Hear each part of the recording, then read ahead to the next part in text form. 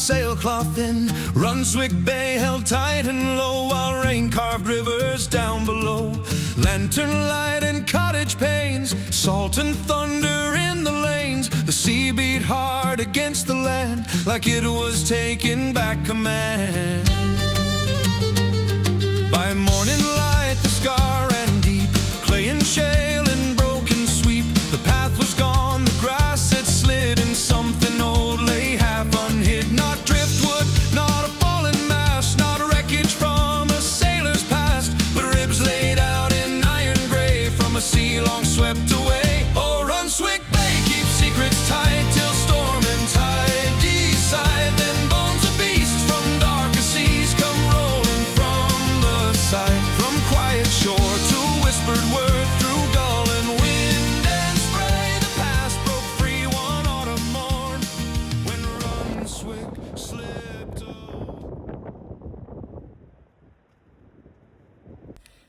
At this location, the suggested equipment is as follows: 1 pick, 1 geological hammer, geological chisels, gad pry bar for shale, goggles or safety specs, a pair of gloves, boots with good grip, and specimen bags for your finds.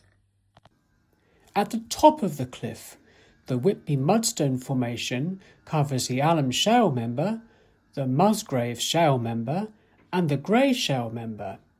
The lower part of the cliff covers the Cleveland Ironstone Formation with the Kettle Nest Member and the Penny Nab Member.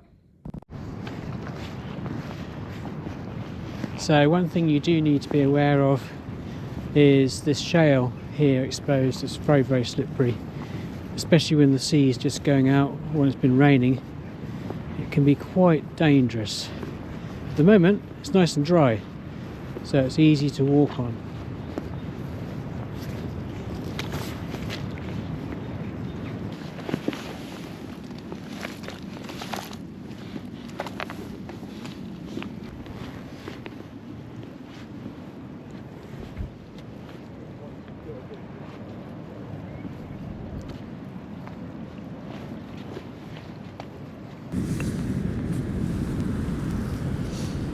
So I've just by chance split this rock,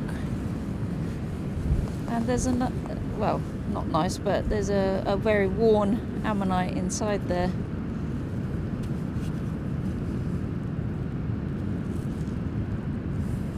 The most common ammonites you will find are Dactyloceras. There are 2 main species, Dactyloceras commune and Dactyloceras tenui costatum. The latter is easily identified by having finer ribs. So it's really, really cold out at Runswick Bay today, and it's actually trying to snow. It's very, very windy as well.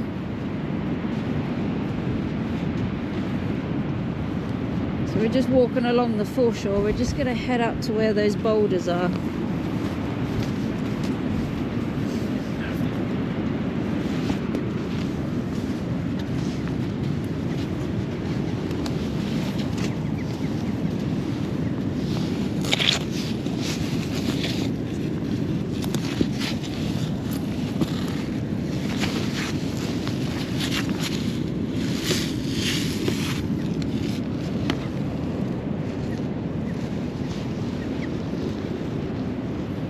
So I just hit this little nodule here. See a little ammonite in there, just in there.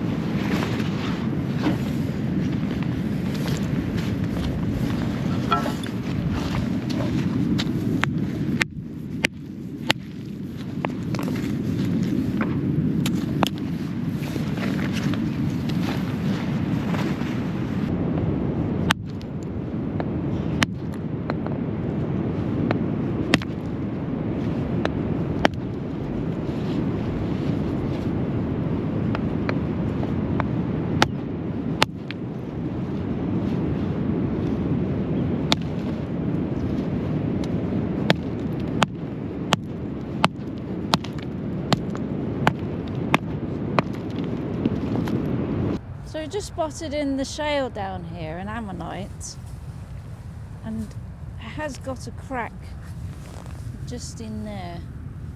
But we'll try and get it out, but it will break up.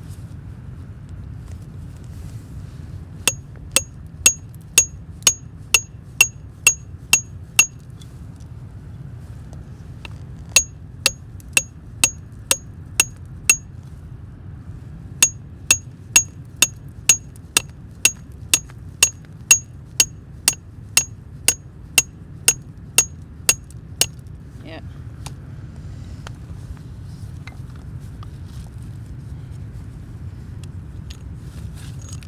Into a few pieces actually.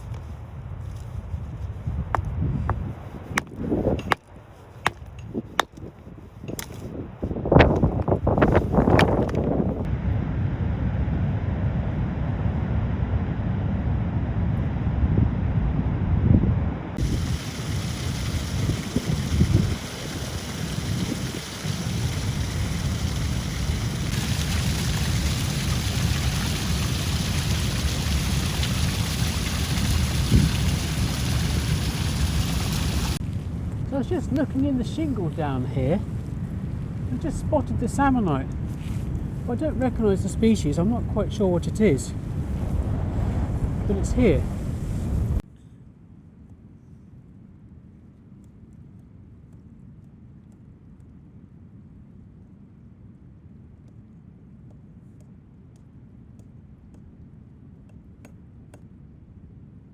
So today we're just going to go as far as here, but actually up there, past that point there is Kettleness, which we're going to try and do another day. But you need to do that on a falling tide, and the tide is now turning, and we don't want to be cut off here because it's quite a dangerous place really.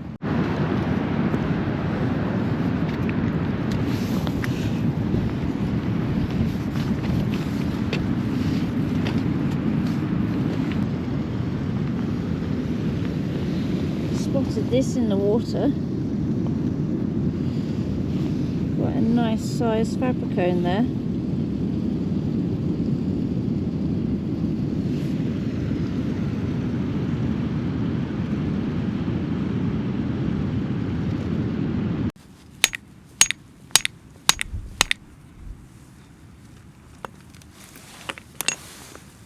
So we're just splitting this rock. It's quite worn on the outside, so I'm hoping it'll be alright on the inside.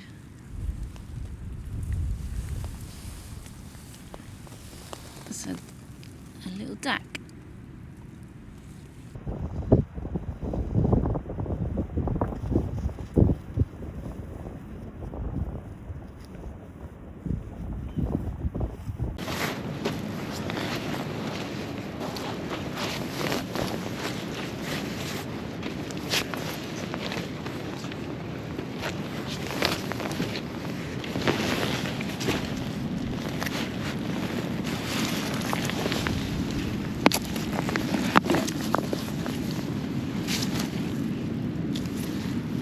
Oh, nice gold little bivalve there.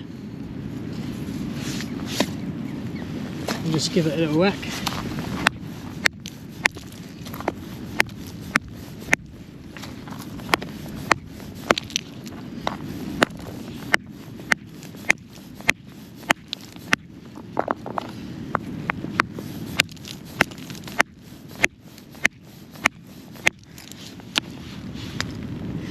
Yeah, got an ammonite in there. Look.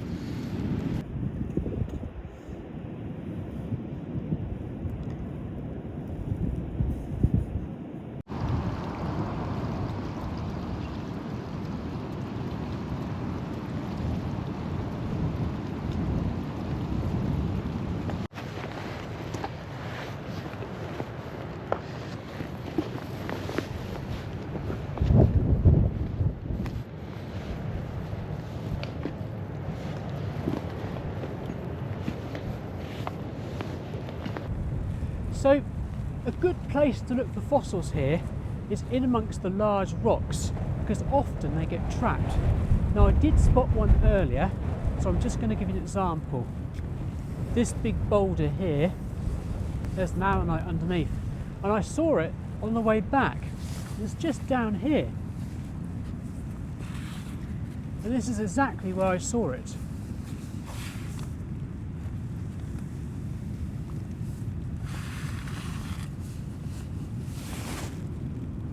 Just there.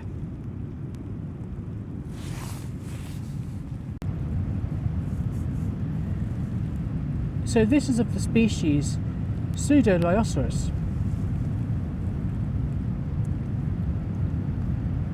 Quite a nice specimen really, isn't it?